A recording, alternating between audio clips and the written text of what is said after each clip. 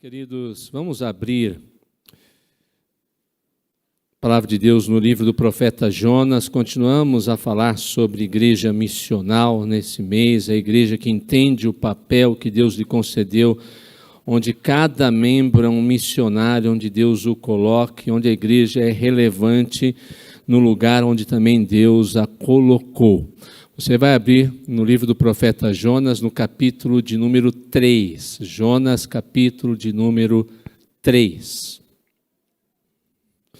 Eu peço para que você faça um exercício aí de memória, um exercício mental, comparando. Você pode até fazer isso enquanto a gente estiver desenvolvendo a mensagem com o capítulo 1. Volta lá no capítulo 1, volta no 3, depois volta no 1, volta no 3 de novo, e vai enriquecer mais a mensagem dessa noite se você fizer essa comparação, fizer esse exercício aí acompanhando o que temos da palavra de Deus, ou o que Ele tem para nós em sua palavra nessa noite.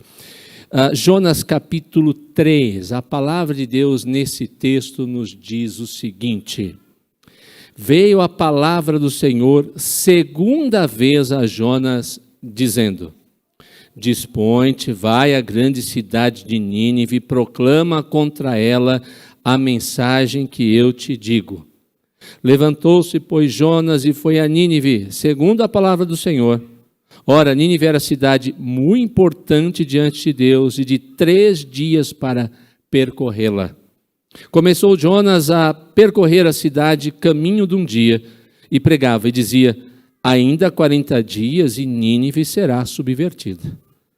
Os ninivitas creram em Deus e proclamaram jejum e vestiram-se de panos de saco, desde o maior até o menor. Chegou essa notícia ao rei de Nínive. Ele levantou-se do seu trono, tirou de si as vestes reais, cobriu-se de pano de saco e assentou-se sobre cinza.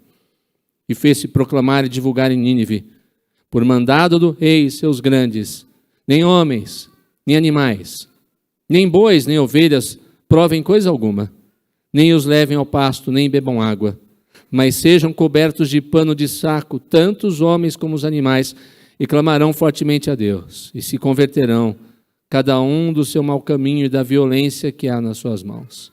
Quem sabe se voltará a Deus e se arrependerá, e se apartará do furor da sua ira, de sorte que não pereçamos. Viu Deus o que fizeram, como se converteram do seu mau caminho, e Deus se arrependeu do mal que tinha dito lhes faria, e não o fez. Mantenha a sua Bíblia aberta nesse texto, feche seus olhos, curve sua cabeça. Falemos com o nosso Deus. Santo Deus, louvamos o seu nome, porque sabemos, ó Pai, que o Senhor, em sua graça e misericórdia, em Cristo Jesus, é um Deus disposto a nos ouvir, um Deus salvador, um Deus gracioso, um Deus que não está com a mão encolhida para que não possa salvar, um Deus que renova as nossas forças quando estamos fatigados, um Deus de promessas e que prometeu não somente, ó Deus, o perdão dos pecados, mas a salvação em Cristo Jesus para toda a eternidade. Clamamos essa noite ao Senhor: venha, nos visita com tua graça, com a tua misericórdia, transforma-nos, quebranta-nos e nos faz parecidos com o seu amado Filho Jesus Cristo. Que a tua palavra fale aos nossos corações. Em nome de Jesus. Amém. Não sei quantos aqui tiveram a oportunidade de assistir o filme chamado Invencível. O filme Invencível narra a história de um homem chamado Luiz Zamperini. Luiz Zamperini foi um atleta dos Estados Unidos que participou de uma Olimpíada em sua modalidade, chegou em 8º lugar e era uma grande promessa de medalhas para aquele país nas Olimpíadas que viriam nos anos posteriores. Mas entre o 8º lugar no qual ele foi classificado e as próximas Olimpíadas, surgiu a Segunda Guerra Mundial. Zamperini, filho de italianos, como você pode perceber pelo sobrenome, foi convocado para a guerra. E ele foi convocado para guerrear num avião ou para servir num avião da Força Aérea dos Estados Unidos no Oceano Pacífico, o que demandava um confronto direto com um grande inimigo, o Japão. Numa das batalhas, o avião em que Zamperini estava foi alvejado e caiu no mar. Ele, juntamente com 2 companheiros, foram obrigados a ficar numa balsa e ficaram perambulando num mar, muitas vezes bravio, terrível, muitas vezes também sequer sem comida, durante mais de 40 dias. Num desses dias, uma tempestade terrível parecia que ia acabar completamente com a sua vida e dos seus amigos. E Zamperini orou e disse: Senhor, se poupares a minha vida, eu te servirei para todo o sempre. Dias depois, eles foram encontrados e socorridos, mas não por americanos e não por um povo amigo, mas pelos próprios japoneses. E seu salvamento se transformou num verdadeiro inferno. Levado para um campo de concentração, um general de alta patente olhou para ele e começou a persegui-lo de maneira especial. Ele sofreu as maiores e terríveis atrocidades que narra em sua biografia. E o ódio foi tomando conta do coração de Zamperini de tal forma que a única coisa que ele podia pensar ao olhar para aquele japonês era em vingança. Tempos depois, os Estados Unidos venceu a guerra, Zamperini conseguiu, junto com alguns prisioneiros, voltar para o seu país, mas voltando para o seu país, ele se esqueceu da promessa feita naquele dia, ali no meio do oceano, no meio daquelas ondas, daquela terrível tempestade. E a única coisa que nutria o seu coração era o ódio, o desejo de vingança. Quando ele pensava nos japoneses, principalmente naquele comandante que o fez tanto sofrer, a palavra que vinha à sua mente era vingança, vingança, vingança. Sem poder esquecer aquele terrível sentimento, Zamperini acabou se enfiando na bebida e viciado em bebida, se afundava cada vez mais nela. E ele conta que seu casamento estava prestes a ser destruído. Sua esposa, uma mulher crente, o convidava para ir para a igreja e o convidava para ouvir pregadores, até que um dia ela se dirigiu ao seu marido e disse: querido, há uma cruzada de Billy Graham aqui na nossa cidade, muitas pessoas estão indo para ouvi-lo, vamos ouvi-lo também. Ele disse que resistiu por alguns dias, até que um dia ele disse: bem, não vai fazer muita diferença, eu irei lá. Ele foi, no primeiro dia ele saiu da mesma maneira que entrou, mas ele resolveu em um segundo dia, e na pregação de Billy Graham, o impacto da misericórdia de Deus tocou o seu coração, e dali ele saiu um homem totalmente transformado. Escreveu cartas para aqueles japoneses que outrora tinham feito com que ele sofresse tanto, dizendo: eu perdoo vocês, e a única coisa que hoje nutre a minha alma não é mais vingança, mas é o amor. Ele teve a oportunidade de escrever para aquele comandante que nunca lhe respondeu, mas abraçou todos os outros seus algozes quando foi ao Japão e disse a eles: eu não os odeio mais, eu os amo do profundo do meu coração. Uma grande transformação, fruto da misericórdia e da graça de Deus, tocou no coração daquele homem. Se você quiser saber mais da história, leia o livro, ou se não assistiu, assista o filme, vale muito a pena. Invencível é o nome do filme, que fala sobre a história desse homem e da misericórdia de Deus. O Deus misericordioso age da mesma maneira e tem agido conosco nos dias de hoje. E esse texto fala justamente sobre a realidade desse Deus misericordioso que continua em ação em meio ao seu povo, em meio ao mundo perdido e pecador nos nossos dias atuais. O Deus que perdoa o pecado, o Deus que busca o pecador e o transforma em sua infinita misericórdia. A partir do relato de Jonas, eu quero compartilhar com vocês 3 lições sobre esse Deus misericordioso e sobre a sua maneira de agir para trazer o pecador para perto dele. Acompanhe comigo a primeira lição. é que esse Deus misericordioso, perdoe-me, usa quem Ele quer. Você pode ver isso nos versículos 1 a 3, olhando ou tendo foco no próprio profeta Jonas. Como eu disse nessa lição, você pode, se quiser, pode aí folhear a sua Bíblia, conforme eu vou falando, vai para o capítulo 1, volta para o 3, do 3 vai para o 1, não há nenhum problema. Mas lá no capítulo 1, Deus havia comissionado Jonas. Ele disse, vai a Nínive, seu pecado subiu até mim, Jonas, prega contra ela, eles precisam se converter a mim, eles são sanguinários, eles matam aqueles que conquistam, eles torturam as pessoas, eles têm prazer nisso. Vá, prega. E você se lembra o que aconteceu no capítulo 1. Jonas foi para um lado completamente diferente, tomou uma decisão que achava melhor. Ele achava que sabia qual era o melhor caminho, qual era a melhor maneira de fazer as coisas e o que era melhor para Deus fazer também. Ele vai para Tarsis, ao menos tenta ir para lá, mas acaba no ventre de um grande peixe que aí no final do capítulo 2 o vomita da sua boca. E assim como no início do capítulo 1, o início do capítulo 3, Deus novamente se dirige a Jonas com sua palavra, o chama, o comissiona novamente. O Deus gracioso é um Deus de segundas chances. Ele dá novas oportunidades para que ouçamos, façamos a sua vontade. Deus não é como nós somos.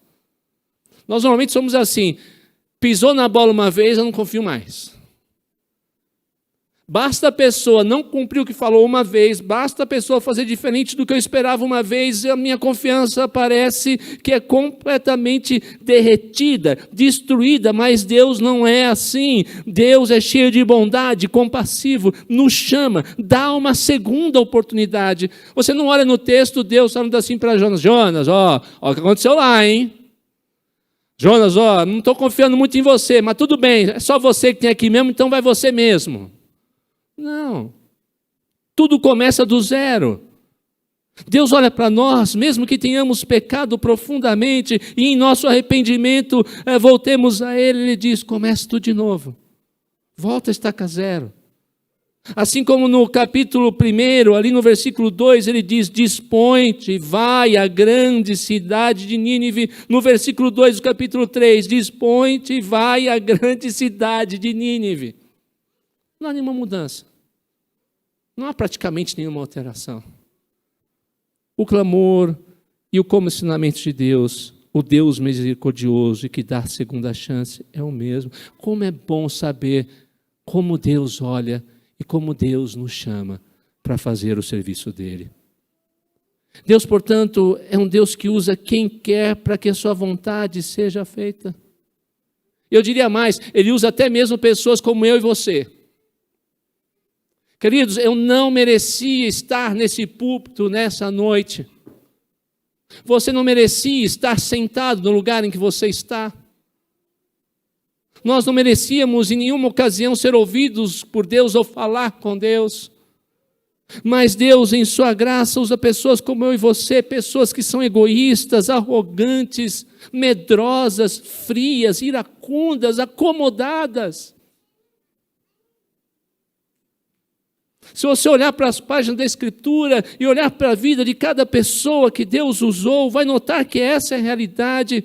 Na história da Escritura, Deus levanta pessoas para que façam o seu querer, e pessoas dos mais diversos tipos, mas todas elas têm algo em comum, são pecadoras.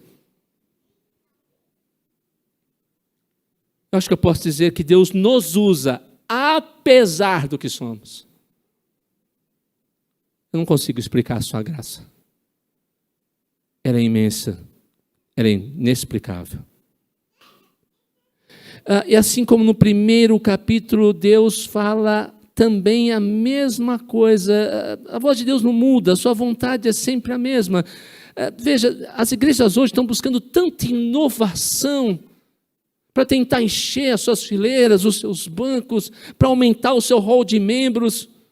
Mas Deus não precisa, não quer inovações para ser ouvido, e nem tampouco nós precisamos de novidades para obedecê-lo. A sua vontade é conhecida. O nosso coração rebelde, muitas vezes, é que insiste em não fazer o que ele manda. Basta fazer o que Deus manda, pronto. Enfim, Deus já deu uma ordem para o seu povo, para a igreja que é missional: ide e pregai o evangelho a toda criatura, fazei discípulos. É essa a ordem de Deus, é assim o caminho. Deus não tem plano B, Deus não pode errar, Deus não pode se enganar, Deus não vai mudar nada por mim e por sua causa, não.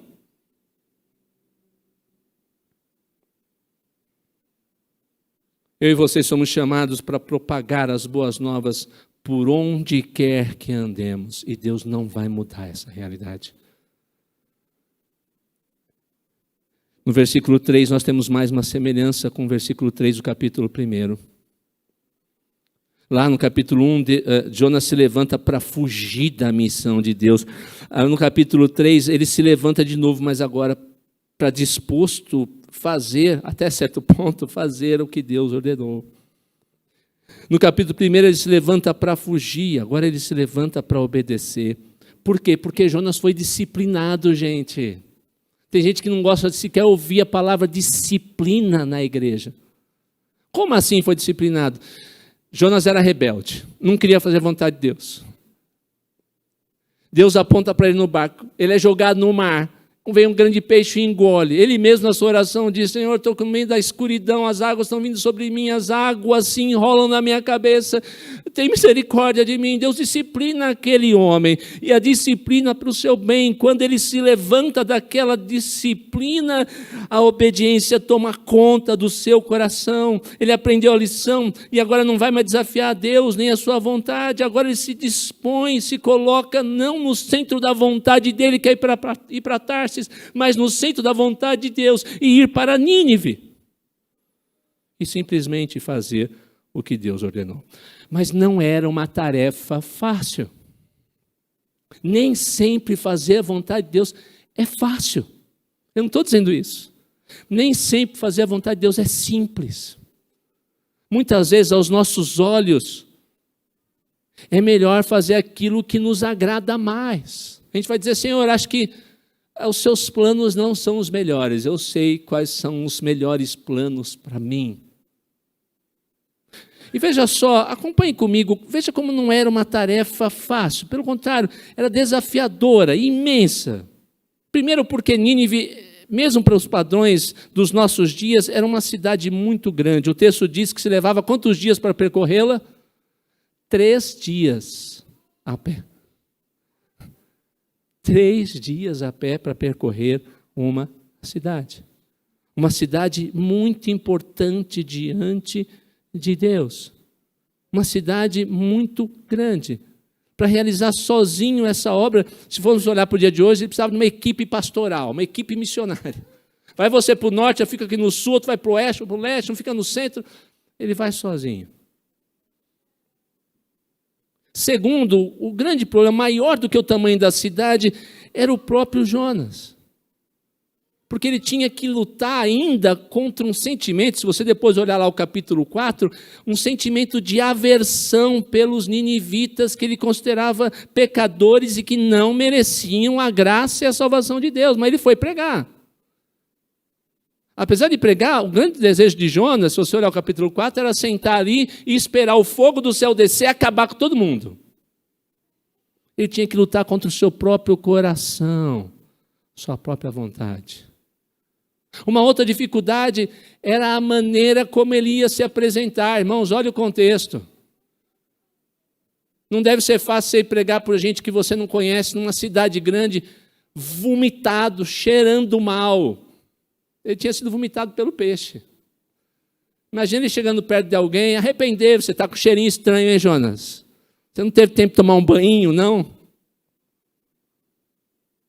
A aparência dele não era das melhores, mas ele tinha que ir da maneira como Deus mandou. E apesar das questões, das diferenças, nós hoje, na nossa missão como povo de Deus, não somos muito diferentes de Jonas. Não tanto pela aparência externa, mas por aquilo que nós levamos e falamos pelas pessoas.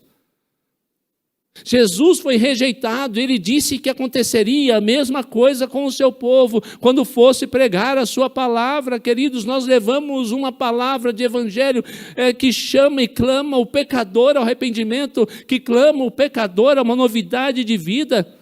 Nós somos chamados como vasos frágeis nas mãos do Redentor, a falar uma palavra para um mundo pós-moderno que não considere em absoluto o pecado. Mas ainda assim como fez com Jonas, ele nos usa. Porque é ele que toca nos corações. E usa pessoas limitadas como nós para que haja conversão e avivamento. E a glória no final não seja nossa, mas seja dele. É óbvio que nós não podemos desprezar os meios, temos que ser um povo de oração, como vimos hoje de manhã, nós temos que nos preparar para anunciar a palavra de Deus, temos que tentar dar respostas aos questionamentos que são feitos, mas ainda assim somos incompetentes e inúteis e precisamos, portanto, do poder de Deus para avivar sua obra no seu povo e para converter aqueles que não conhecem. Nesse texto isso ocorreu por meio de um homem relutante, que resolveu ir pregar mesmo a contragosto, para que no final a vontade de Deus prevalecesse. No capítulo 1, Jonas está parado, lá dormindo, você lembra disso? Lá no fundo do navio. Agora não, ele está em movimento. A palavra de Deus diz que para que haja conversões é necessário haver pregação. Se não houver quem pregue, como se converterão? Como crerão se não for ninguém enviado? Quão suaves são os pés daqueles que anunciam boas novas. Nós devemos ser esses pés usados por Deus. Nós devemos ser a voz de arautos de Deus, mesmo em nossa imperfeição, limitação, conhecimento da Escritura, para pregar o Evangelho de Deus. Deus usa em sua misericórdia quem Ele quer. Segunda lição, o Deus misericordioso usa a mensagem que quer. Então, em primeiro lugar, ele usa quem ele quer. Segundo lugar, ele usa a mensagem que ele quer. Quando os cristãos falam de salvação, podemos ver imediatamente que algo está errado. Muitos cristãos que falam hoje sobre salvação, permita-me corrigir a frase. Muitas pessoas falam de salvação sem saber o que estão falando. Quando eu falo de salvação, ou quando alguém clama, salve-me, socorre-me, é que ela está numa situação de desastre, de dificuldade, de miséria absoluta. Quem não tem nenhum problema e fala, preciso ser salvo, você vai dizer para essa pessoa, você está maluco, salvo do quê? Mas quando ela está lá no fundo do poço, quando as ondas estão vindo sobre ela, quando o chão parece que ruiu, ela está afundando. Quando ela está prestes, quem sabe, a perder a sua vida, ela não tem mais nenhuma esperança, ela diz, socorre-me, me ajuda, tem misericórdia de mim, me salve. E salvação é o clamor que o aflito e mostra a condição humana universal. E essa condição humana universal não é outra, espiritualmente falando, que pecado.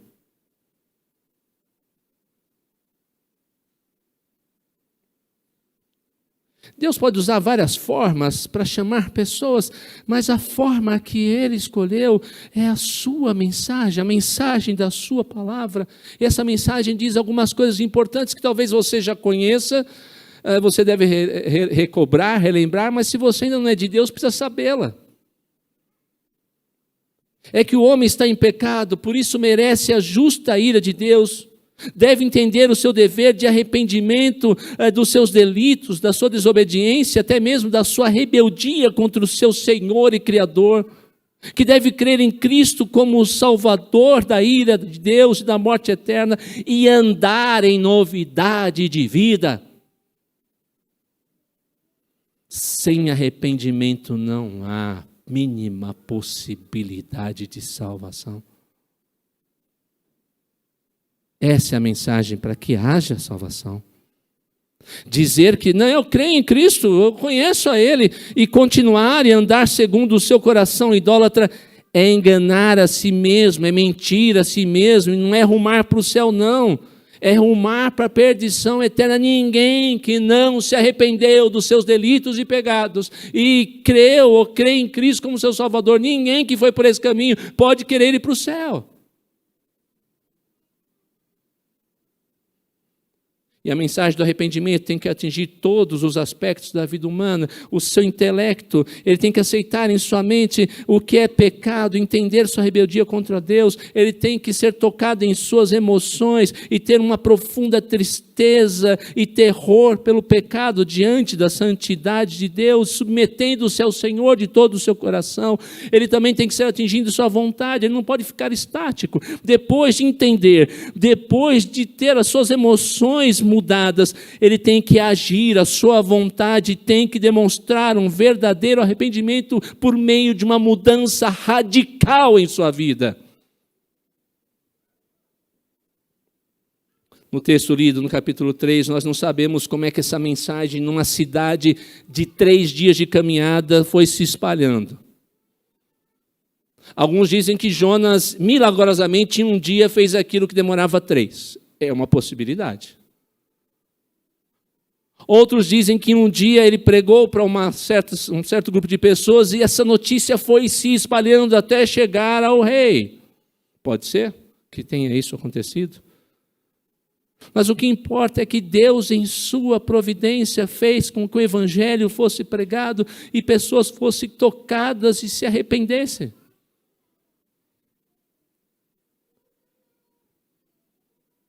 Um homem com suas limitações, porque Deus usa quem quer, levou essa mensagem. Muitas pessoas creram em Deus.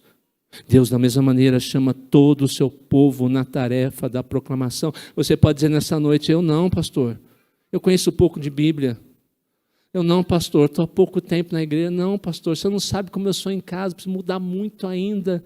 Eu não, pastor, eu sou uma pessoa tímida. Não, pastor, eu falo demais. Não importa quem você seja, não importa onde você esteja, clame ao Senhor e diz, Senhor, apesar de mim, com todo o seu poder e graça, use-me para esse mundo mau conhecer ao Senhor, para que esse mundo possa se render aos seus pés e abraçar a salvação que só existe em Cristo Jesus.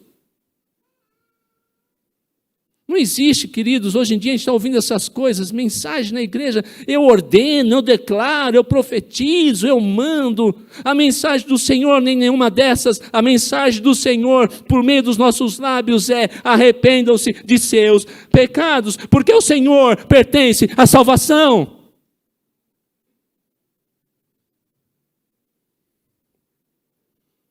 Se nós queremos, de fato queremos que os perdidos conheçam a Cristo, abracem a fé, estejam na igreja, a noiva do Senhor,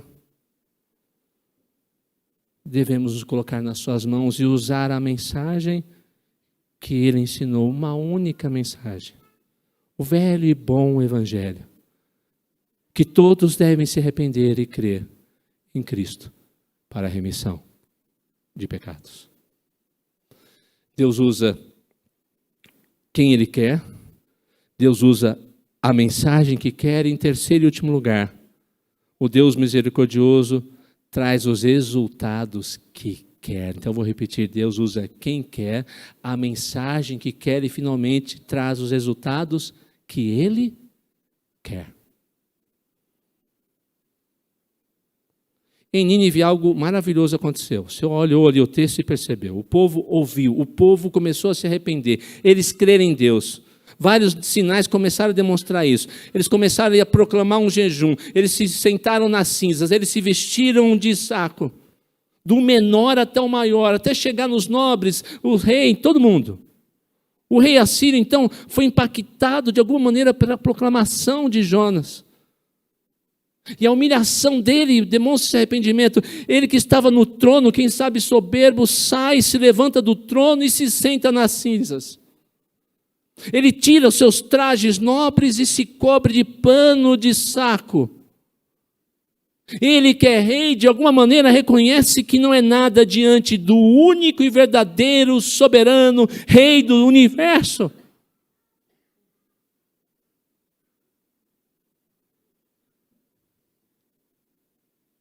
Esse rei então percebe que não existe porta especial no céu para rei. Ele não ia chegar ali no céu, opa, essa porta aqui é minha, e as outras portas, aquela é do povo. Não. Queridos, não há porta especial no céu para passagem, para político, para PhD, para professor universitário, para presidente, para dono de negócio, para mulher, para homem. Porque a Bíblia diz que todos se extraviaram e a uma se fizeram culpáveis diante de Deus. Portanto, todos precisam crer em Cristo e se arrepender dos seus pecados e passar pela única porta que Jesus afirma que é estreita e conduz à salvação. Mas o rei entendeu isso.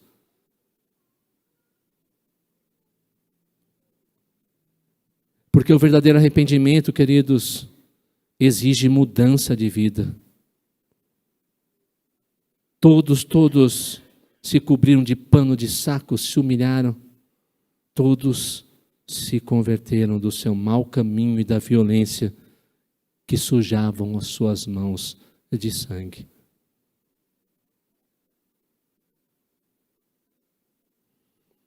O verdadeiro arrependimento conta com aquilo que há de mais precioso e poderoso. Não com o fato de Deus poder olhar para um suposto coração quebrantado e então tomar a iniciativa de converter alguém, mas no fato de Deus, a partir de si mesmo, em si mesmo, ser misericordioso e de grande clemência. O rei disse, quem sabe? É com Deus que estamos lidando. Há esperança. Talvez ele se volte e mude de ideia. Talvez o furor da sua ira não venha sobre nós.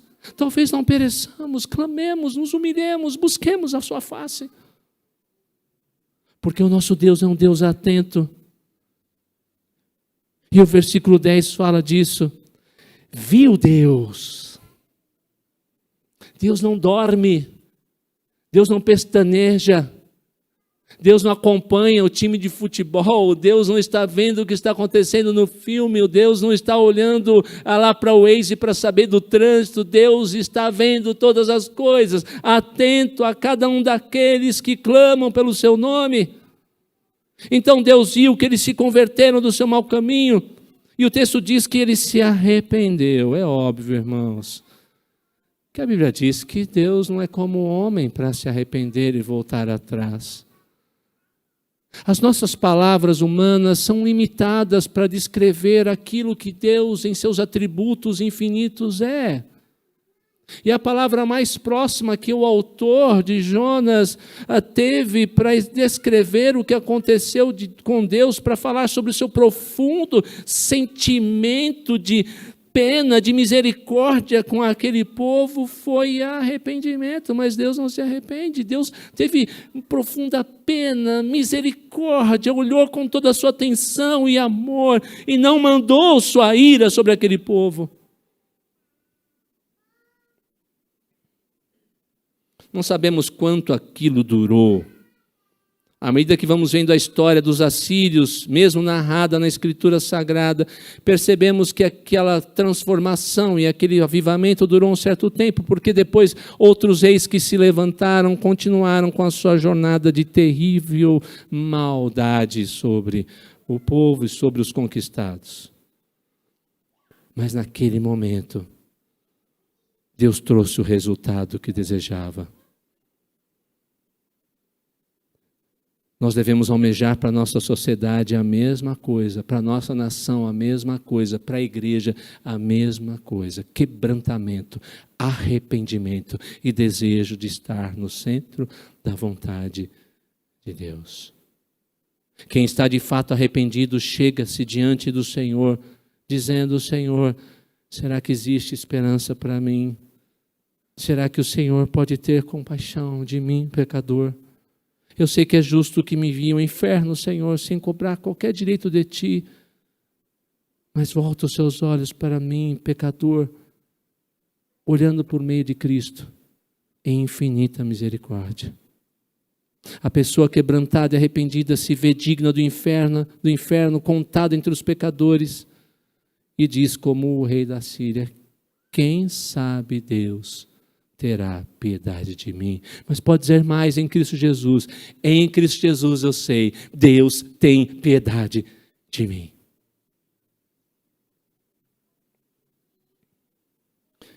Eu queria também chamá-lo a atenção diante dessa realidade para algumas coisas que são urgentes.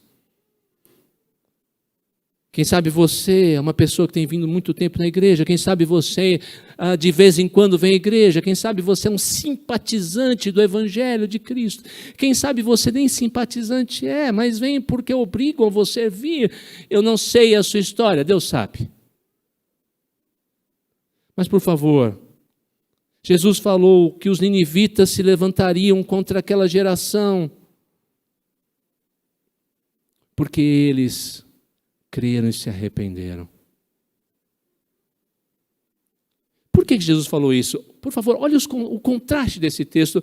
Os ninivitas se arrependeram e o pregador era um pregador relutante que não queria, não estava com boa vontade, mas você toda semana vai à igreja e um pregador que está ardentemente ansioso para ver você convertido, prega a palavra, mas você não ouve.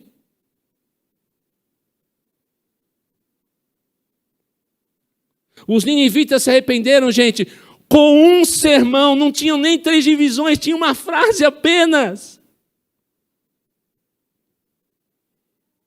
E você vem domingo após domingo, ouve um sermão onde a palavra é pregada. Jonas falou: arrependam-se, porque Deus vai destruir vocês. Mas no púlpito ouvimos hoje sobre o Deus gracioso em Cristo, e ainda assim o seu coração continua duro. Uma frase converteu aquele povo todo. Uma mensagem com várias frases não tem tocado o coração de tantas pessoas, e quem sabe essa também não é a sua própria história.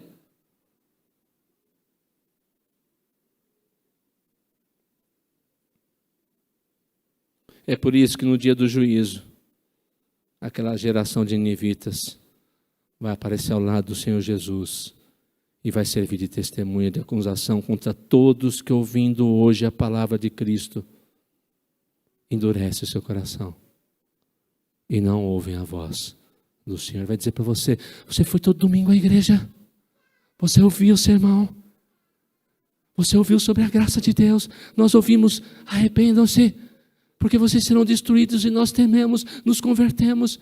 E você não foi capaz de ouvir a mensagem e entregar a sua vida a Deus.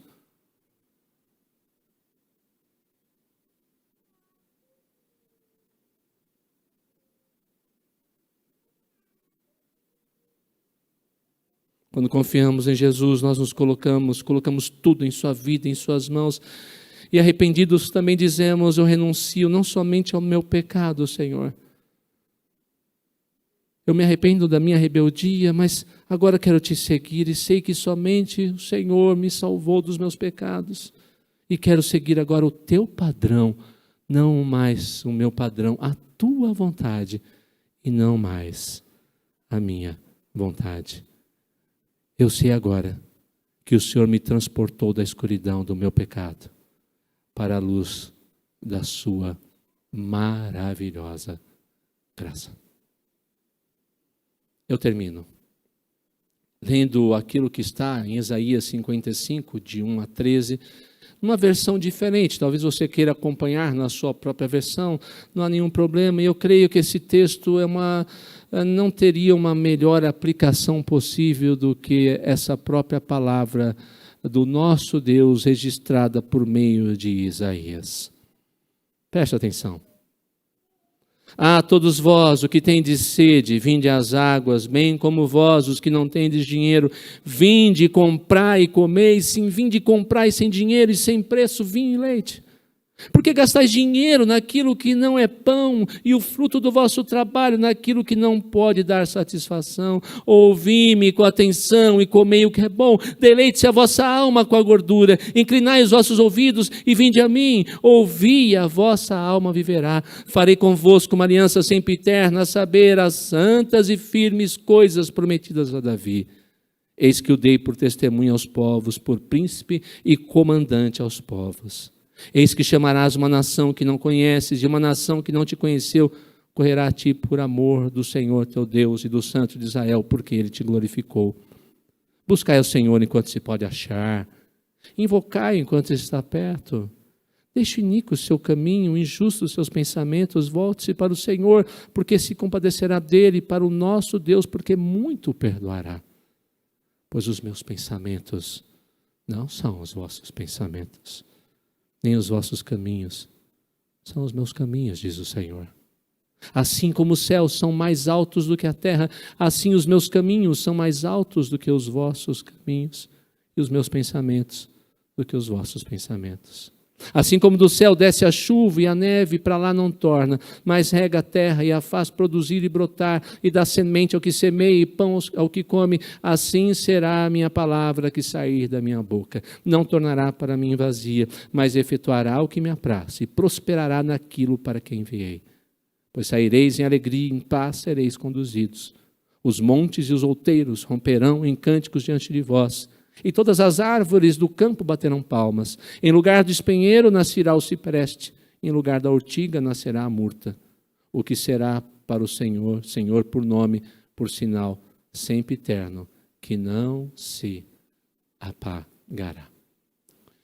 Vamos, queridos, orar ao nosso Deus, meditando na mensagem dessa noite. Após a oração, receberemos a bênção. Em resposta, cantaremos a primeira estrofe e o refrão do hino 368. Vamos ficar de pé? Obrigado por sua palavra, Senhor, e por saber que o Senhor é misericordioso, usando pessoas que o Senhor bem entende, ainda que em suas limitações e pecados, usando a mensagem que o Senhor estipulou de salvação, que clama ao arrependimento e em Cristo, pela fé em Cristo, andar em novidade de vida. E por saber que os resultados não são nossos, mas são do Senhor. Que a tua igreja, a Igreja Presbiteriana Unida de Suzano, seja uma igreja que se coloque em suas santas mãos. Que cada um mesmo em suas limitações clame o seu favor, clame por avivamento, clame por mudança, novidade de vida, e clame para ser agência do Evangelho onde quer que esteja, para trazer muitos corações debruçados, rendidos ao Senhor Jesus Cristo. Fica conosco, ó Pai, despede-nos em tua paz. Abençoa o teu povo, visitando aqueles que passam por lutas e tristezas, abrindo portas àqueles que estão desempregados, trazendo alento e, se for da tua vontade, cura os que estão enfermos, abençoando as famílias em suas necessidades, os nossos filhos, esposas, maridos, abençoando o nosso trabalho, a nossa semana. Oramos no nome santo do Senhor Jesus Cristo. Amém.